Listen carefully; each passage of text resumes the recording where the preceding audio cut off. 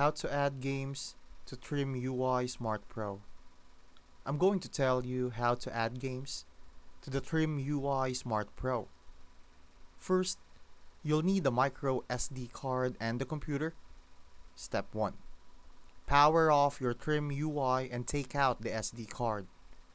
Step 2. Insert the card into your computer using a card reader.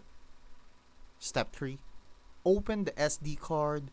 You'll see folders like ROMs or specific console names. That's where your game files go.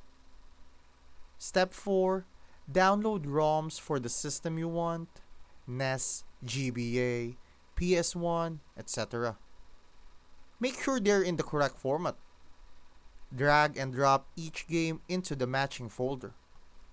Step 5. Eject the card safely. Pop it back into the TrimUI and turn it on. The games should now appear in the menu. Bonus tip: if the system doesn't detect them, double check folder names or refresh the game list from settings.